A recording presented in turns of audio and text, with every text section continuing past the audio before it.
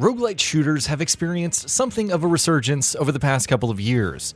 Looter shooters like Borderlands 3, Destiny 2, and The Division 2 have put loot-based improvement and mechanics front and center. While they're enjoying the lion's share of mind space, smaller studios have been cranking out loot-based roguelite shooters for quite some time now. Ziggurat 2 came out just months ago, the follow-up to one of the best-received roguelite shooters out there. Titles like Strafe have quietly carried the genre through on PC. 16-bit-esque roguelites like Dead Cells have also been remarkably well received over the years. Despite the immense popularity of roguelites, we've yet to see a AAA developer take the genre seriously. Until now, this has been pure indie territory. Housemarque's Returnal, set to release this April on the PlayStation 5, is looking to change that. Right from the announcement trailer, it's evident that Returnal is very much a AAA experience. We're looking at visuals that easily exceed anything we've seen on last-gen platforms, smooth cinematics, and more. This clearly isn't a roguelike as we've come to know them. It also isn't a Housemarque title as we've come to know them. The studio is best known for creating Resogun, a bullet hell shooter on the PlayStation 4. While the game's mechanics and polish are definite highlights, we're more interested in how it stacks up at a technical level. This is one of the first PlayStation 5 exclusives to launch outside the cross-gen period entirely unconstrained by the limitations of the base PlayStation 4 hardware. So how does Returnal push things forward on the PlayStation 5? And as the first AAA roguelite out there, how does it do justice to Sony's hardware? A quick note before we move forward. Please consider subscribing and enable all notifications by clicking the bell icon to get new video updates. And while you're at it, please click like if you enjoyed this video. It really helps us out. With that out of the way, let's begin. Texture work and model quality. Apart from the enhanced CPU and GPU capabilities, the PlayStation 5 offers substantially more VRAM than its predecessor.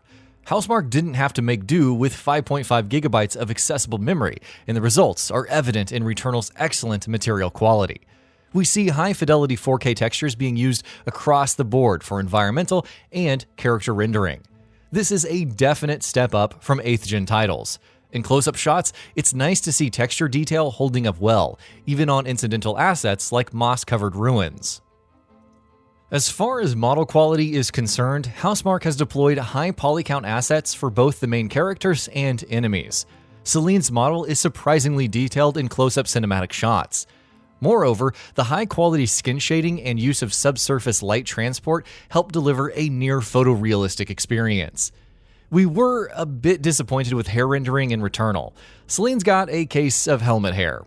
While the short haircut and high-quality transparencies used are convincing in still shots, the lack of hair movement is a bit jarring, especially considering how animated hair went from incidental GameWorks effects to bog standard on console over the course of the 8th gen. Lighting and shadow rendering. Ray tracing is becoming an increasingly standard rendering technique in 9th gen games. While it hasn't explicitly been name-dropped for Returnal, it looks like the game makes use of ray-traced reflections. In the opening cinematic of the gameplay trailer, the console or command hub in front of Celine, an object that isn't in the camera's view, is briefly reflected on her helmet. It's not exactly a transformative change, however, we think Housemarque is taking the Resident Evil Village made-in demo approach here. Judicious use of ray tracing with a relatively high smoothness cutoff to maximize the impact in scenes that would really benefit from it, without compromising performance.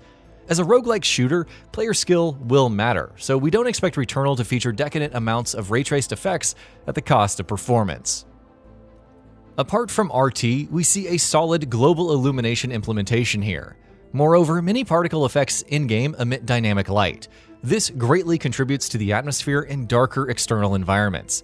Volumetric effects also play a big role here.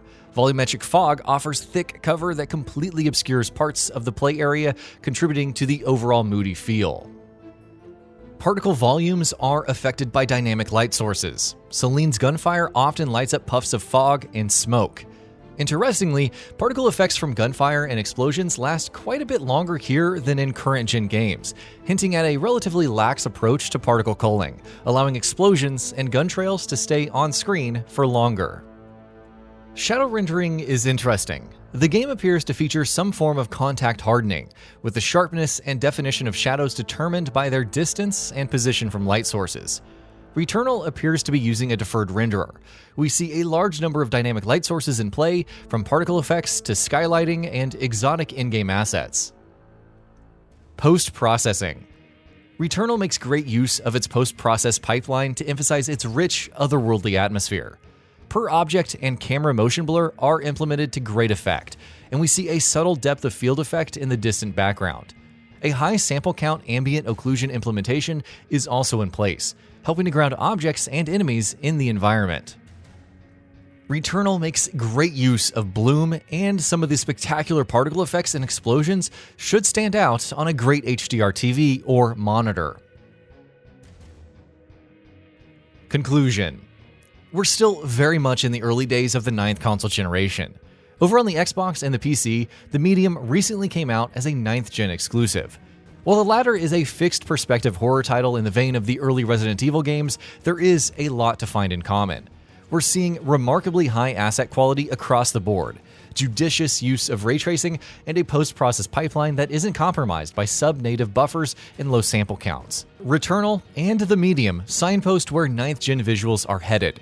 We're looking at higher fidelity models, no compromise texture quality, and tasteful use of ray tracing as we get past the puddles everywhere phase. It's not exactly a night and day difference, but it's not easy to see how well the base PlayStation 4 would run this game, and that's a good thing. PlayStation exclusives are starting to move beyond vintage 2013 hardware. So, what are your thoughts on this? Go ahead and share them in the comments below. And if you liked this video, please subscribe to the channel and enable all notifications by clicking the bell icon to get new video updates. We upload every day and would really appreciate your support. Thanks for watching.